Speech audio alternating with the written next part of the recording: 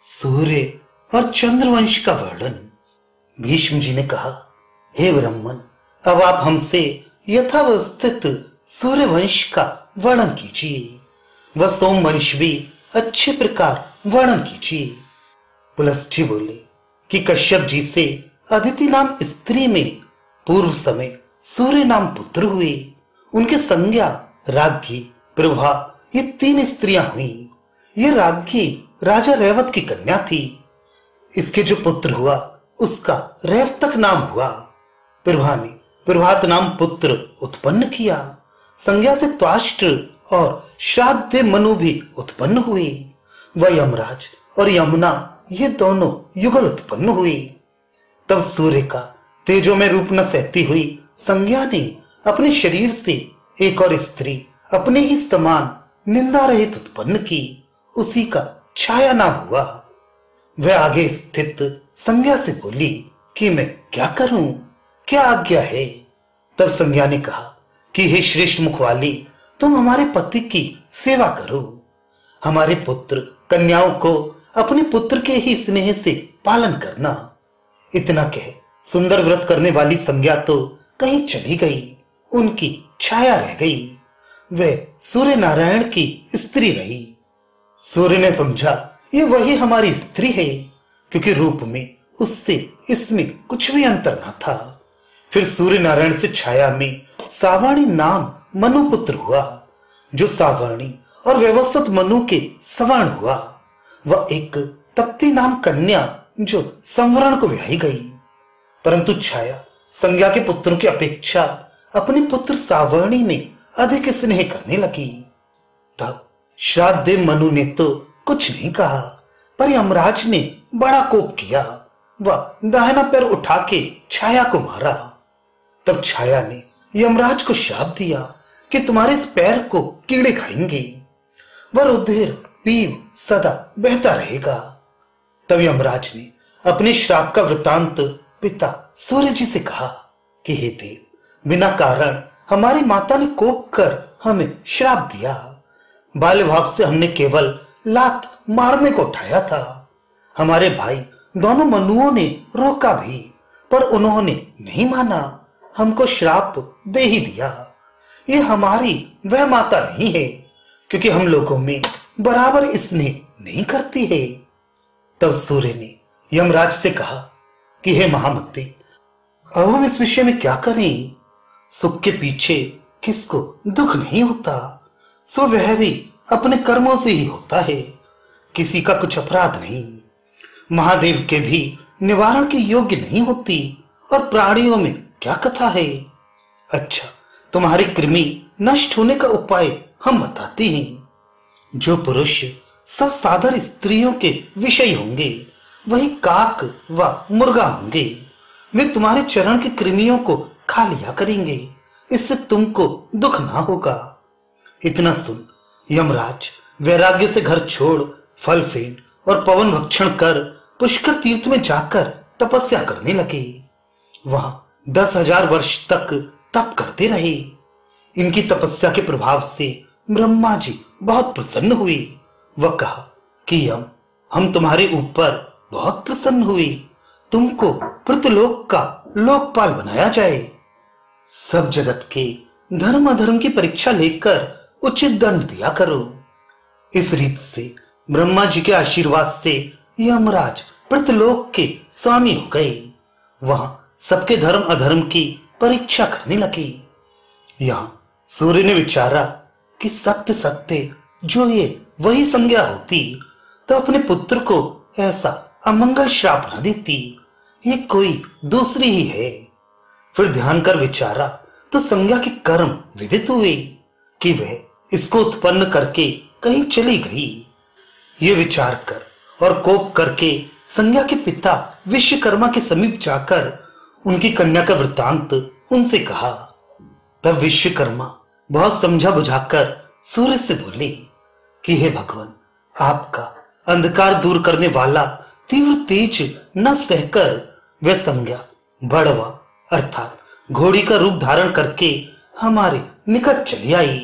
तब हमने तुम्हारे भय से उसे रोका, किंतु हमारे ग्रह में न आए, क्योंकि तूने अपने पति के प्रतिकूल काम किया है। इससे मेरे स्थान में प्रवेश करने के योग्य नहीं है। जब हमने ऐसा कहा तो यहां से वो शीघ्र ही चली गई। अब घोड़ी का ही रूप धारण किए मरुदेश में विचरती है। इससे अब आप हमारे ऊपर प्रसन्न हो, वह कहें तो हम आपको यंत्र पर चढ़ाकर कुछ छील डाले, जिसमें तेज कम हो जाए, तो आपका तेज संज्ञा सह सके ऐसा आपका रूप बना देंगे, जो लोगों को आनंद करेगा। सूर्य ने कहा, अच्छा। तब विश्वकर्मा ने सूर्य को यंत्र पर चढ़ाकर बहुत उनका तेज छील डाला। उसी से श्री विष्णु भगवान का सुदर्शन चक्र बना दिया। महादेव का त्रिशूल भी उसी से बनाया। वह इंद्र का वज्र भी उसी से निर्माण किया। इस वज्र में वह चक्र त्रिशूल में हजार हजार धारे हैं, जिनसे अनेक दैत्य दानव मारे जाते हैं। सूर्य का भी अद्भुत रूप विश्वकर्मा ने बनाया। उसमें भी चरण बहुत ही उत्तम बनाए, पर उन सूर्य के चरणों को वह हमारे तेज के देख ना सके। तब उन्होंने बहुत कम तेज के पैर उनके कर डाले। इससे अब भी कोई पुरुष सूर्य के सामने अपने पैर नहीं करता, क्योंकि सूर्य भगवान के छोटे पैर हैं। इससे वे क्रोध करते हैं। जो कोई पापी उनकी ओर चरण करता है, वह निंदित गति पाता है। इस लोक में अवश्य कोड़ी होता है, जिसे लोक में दुखित हो जाता है। इसलिए बुद्धिमान देवदेव सूर्य की ओर कभी किसी धर्म और काम के इच्छा करने वाले को पैर भूल से भी न करना चाहिए। इसके पीछे देवताओं के स्वामी सूर्य नारायण भूलोक पर आए। वह घोड़े का रूप धारण कर उस घोड़े के रूप को प्राप्त संज्ञा के संग विहार करने लगे, पर तो भी तेज बहुत विशेष था। संज्ञा ने जाना ये और कोई है। इससे उससे और भी विवलता हुई और बहुत ही भय व्याकुल हुई। वह दूसरा पति जानकर नासिका से सूंघ उसने सूर्य का वीर्य अलग कर दिया। उसी से अश्विनी कुमार नाम दो देवताओं के वैद्य उत्पन्न हुए, ये हमने सुना है। इन्हीं को अश्विनी अर्थात घोड़ी में उत्पन्न होने से अश्विनी कुमार, पवित्र होने से, 10 नासिका से होने से नासत्य कहते हैं। फिर जब संज्ञा ने जाना कि हमारे स्वामी सूर्य ही हैं, अश्व का रूप धारण करके आए हैं, तब बहुत ही प्रसन्न हुई। वह अपना पूर्व का रूप धारण कर आनंद युक्त होकर अपने पति के संग विमान पर चढ़कर फिर देवलोक को गई। और छाया के पुत्र सावर्णी मनु अब भी मेरु पर्वत में तपस्या करते हैं। वह छाया के एक पुत्र शनिश्चर नाम हुए थे। वे तपस्या करके ग्रहों में मिल गए। यमुना और तप्ती ये दोनों सूर्य की कन्या नदियां हो गई। दोनों वर्षा ऋतु में बड़ी भयंकर हो जाती हैं।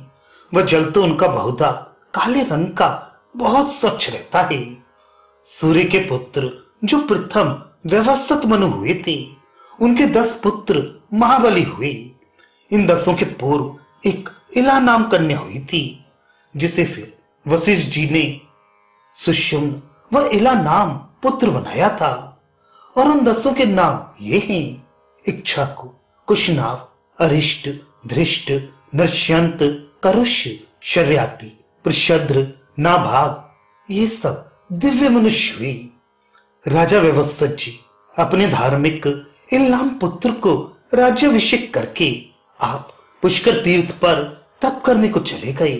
वहां बहुत दिन तप करते रहे। तब वर देने वाले ब्रह्मा जी प्रसन्न होकर वहां आए और राजा से बोले कि जो तुम्हारे मन में हो वर मांगो, क्या चाहते हो। तब महाराज व्यवस्थित जी ने हाथ जोड़कर कमल नयन विभु ब्रह्मा जी से कहा कि हम आपसे यही वर मांगते हैं कि हमारे सूर्य वंश में पृथ्वी में जितने राजा हों सब धर्मात्मा हों, वह सब बड़े ऐश्वर्यवान आपके प्रसाद से हों। तब तथास्तु ऐसा कहकर ब्रह्मा जी वहीं अंतर्धान हो गए। तो मनु जी अयोध्या जी में आकर पहले की भांति स्थित हो गए। उनके पुत्र राजा इल एक समय रथ पर चढ़कर अर्थ की सिद्धि के लिए सब द्वीपों को घूमते हुए हिमवान पर्वत के उस पार बहुत दूर इलावृत खंड को चले गए, जहां कल्प वृक्ष लगे हुए थे। वो नाना प्रकार के पक्षी पशु बोल रहे थे। जहां किसी समय पार्वती जी की लज्जा मिटाने के लिए महादेव जी ने कह दिया था कि यहाँ जो पुरुषवाची मनुष्य पशु पक्षी कीट पतंग कोई भी आएगा वह स्त्री हो जाएगा। केवल अकेले हमें इस 10 योजन में पुरुष रहेंगे और सब स्त्री ही रहेंगी। इस बात को राजा इल जानते न थे। वे वहां चले गए। इससे राजा स्त्री हो गए और घोड़ा क्षण मात्र ही में घोड़ी हो गया। स्त्री भाव होने से पुरुष भाव में किया हुआ सब कार्य भूल गए।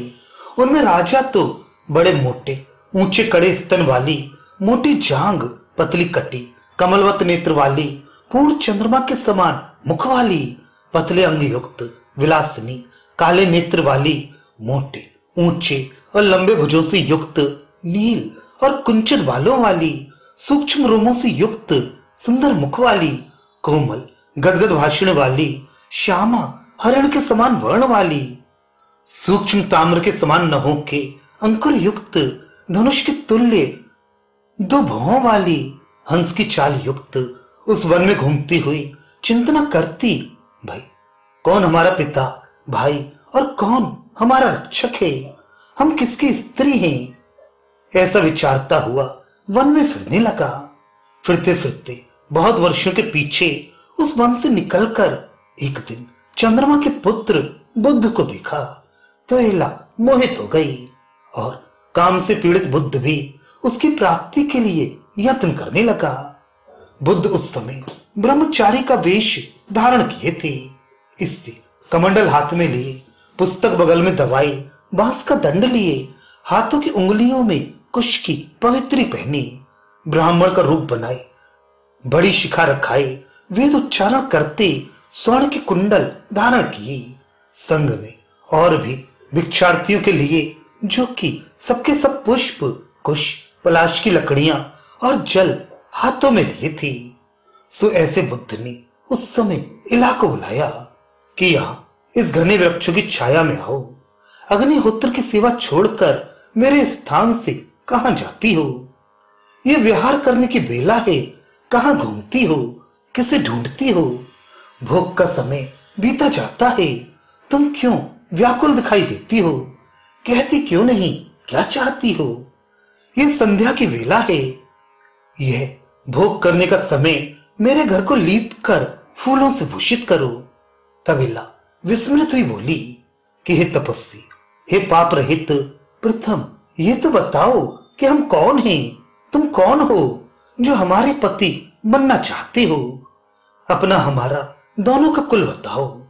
इतना सुनकर बुद्ध उस स्त्री से बोली कि तुम्हारा तो इला नाम है और हम बड़े भारी बुद्धिमान कामी बुद्ध हैं, तेजस्वी के कुल में उत्पन्न हुए हैं। हमारे पिता सब ब्राह्मणों के राजा चंद्रमा जी हैं। ऐसा बुद्ध का वचन सुनकर इला उनके साथ झट उनके स्थान में बैठ गई। वह मंदिर ताम्र से बना हुआ था, ऊपर से रत्नमणि जड़े थे। उसे देख इला ने अपने को कृतार्थ माना और कहने लगी कि मेरे पति का क्या आचरण, क्या रूप, कैसा धन, कैसा उत्तम कुल, मेरी और इनकी सुंदरता कैसी दिव्य है। ऐसा कहकर उस इंद्र मंदिर तुल्य सब भोगयुक्त स्थान में बहुत दिनों तक इला बुद्ध के संग भोग विलास करती कराती रही। ये दोनों तो इस प्रकार नाना प्रकार के भोग विलास करते कराते रहे। वहां राजा इल के भाई इक्ष्वाकु आदि राजा को ढूंढते हुए उसी महादेव जी के श्रापित श्रवण के समीप आए। देखा तो राजा का घोड़ा जो कि घोड़ी हो गया था, रत्नों से जटित दिव्य भूषण धारण किए उसी स्थान पर घूम रहा था। ये देखकर पता पाकर सबके सब बड़े विस्मित चित्त हुए कि देखो, ये चंद्रप्रभ नाम घोड़ा महात्मा इलजी का है। ये घोड़ी कैसे हो गया? तब सबों ने जाकर अपने पुरोहित वशिष्ठ जी से पूछा कि महाराज, ये क्या अद्भुत चरित्र है। आप तो सब योगियों में श्रेष्ठ हैं, बताएं क्या बात है। तब वशिष्ठ जी ने ध्यान लगाकर देखा। वह कहा कि महादेव जी ने अपनी स्त्री की प्रसन्नता के लिए यह श्राप दिया है कि जो पुरुष यहां कभी आएगा वह स्त्री हो जाएगा। इससे घोड़ा व कुबेर के तुल्य राजा भी स्त्री हो गया। यह सुनकर इक्ष्वाकु आदि ने कहा कि महाराज, जिस प्रकार राजा इल फिर पुरुष हो, महादेव जी की प्रार्थना करके फिर वैसा करना हम लोगों को अभीष्ट है। इतना कहकर उन लोगों ने उस श्रवण के समीप जाकर, जहां पर महादेव जी थे, विविध प्रकार के स्तोत्रों से महादेव पार्वती जी की बड़ी भारी स्तुति की। तब वे दोनों महात्मा आकर बोले कि जो प्रतिज्ञा हमने कर रखी है वह किसी के टालने की योग्य नहीं है। इससे हे इक्ष्वाकु आदि, तुम जाकर अश्वमेध यज्ञ करो, उसका फल हम दोनों को दे दो। तो राजा इल निसंदेह किम पुरुष अर्थात खराब पुरुष हो जाएगा। अब वैसा ना होगा जैसा था। ये सुनकर बहुत अच्छा, ऐसा ही करेंगे। ऐसा महादेव पार्वती जी से कहकर अपनी पूरी अयोध्या जी में आए। अश्वमेध यज्ञ कर महादेव जी को समर्पण किया। इससे राजा इल किम पुरुष हो गए। एक मास भर पुरुष हो जाने लगे, एक मास तक फिर स्त्री रहने लगी।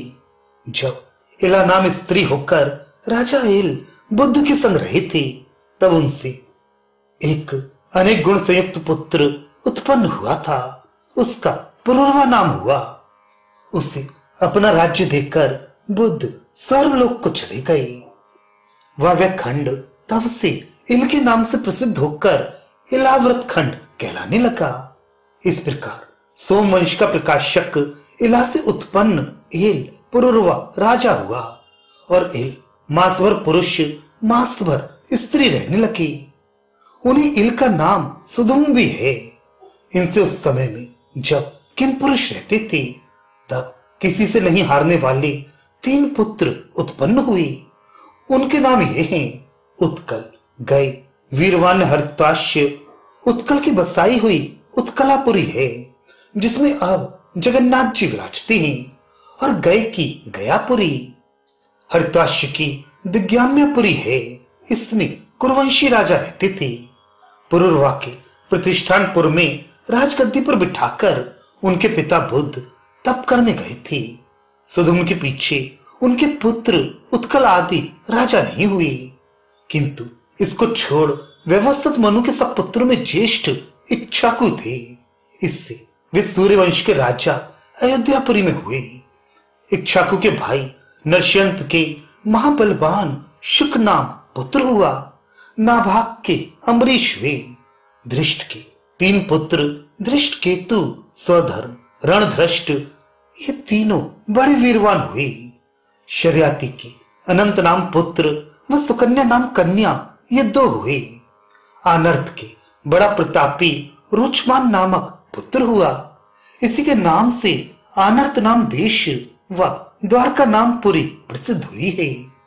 रुचमान के रेव नाम पुत्र हुआ। रेव से रैवत, इसी रैवत का ककुदने भी नाम है। यह अपने 100 भाइयों में ज्येष्ठ है। इसी की कन्या का रेवती नाम है, जो बलदेव जी की स्त्री हुई। करुष से पृथ्वी में प्रसिद्ध बहुत पुत्र हुए। वे सब कारुष कहलाए।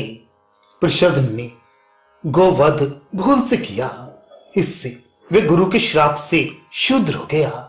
इक्ष्वाकु के विकुक्षी, निमि और दंड इत्यादि पुत्र हुए। ये अपने 100 भाइयों से श्रेष्ठ थे। इनके 50 पुत्र हुए। ये सब सुमेरु पर्वत के उत्तर देशों के राजा हुए। फिर इन्हीं के 148 पुत्र और हुए, जो सुमेरु के दक्षिण वाले देशों के राजा किए गए। इनमें सबसे ज्येष्ठ पुत्र के ककुत्स नाम पुत्र था। उसके पुत्र का सुयोधन इसके पृथु नाम पुत्र हुआ। उसके पुत्र का नाम विश्व हुआ। उसके आद्र नामक हुआ। इसके युवनाश नाम तने हुआ। युवनाश के पुत्र का श्रावस्त नाम हुआ, जिसने अंग देश में अपनी श्रावस्ती नाम नगरी बसाई। इससे इसका श्रावस्त नाम हुआ। इसके पुत्र का बृदश्य नाम हुआ। इसके का कुल्याश्य। इसने धुंधु नाम दैत्य को मारा। इससे धुंधुमार भी इसका एक नाम हुआ। इसके 3 पुत्र हुए, दृणाश्य, धृणी व कपलाश्य। दृणाश्य के प्रमोद, प्रमोद के हर्यश्य, हर्यश्य के निकुंभ, निकुंभ के सैताश्य, सैताश्य के अकृताश्य व अकृताश्य के रणाश्य और सैताश्य, ये 2 पुत्र हुए।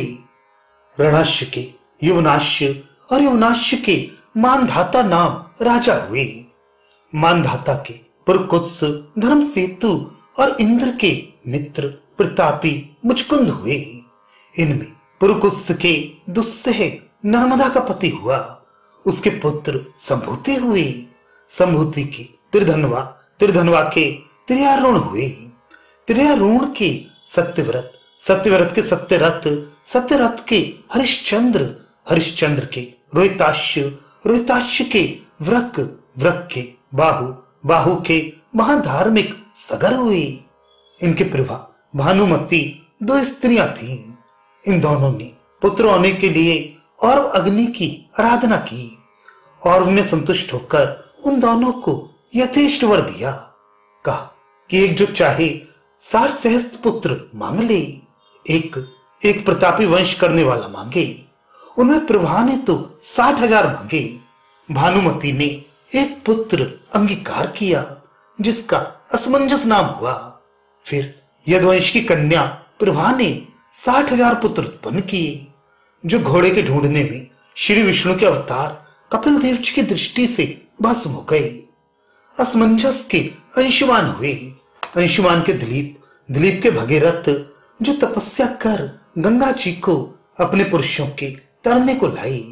भगीरथ के पुत्र नाभाग, नाभाग के अम्बरीश, अम्बरीश के सिंधुदीप, उसके अयुतायु, अयुतायु के ऋतुपर्ण, उसके कमलाशपाद, उसके सर्वकर्मा, उसके अनुरण्य, अनुरण्य के निग्न, निग्न के अनमित्र व दिलीप 2 पुत्र हुए।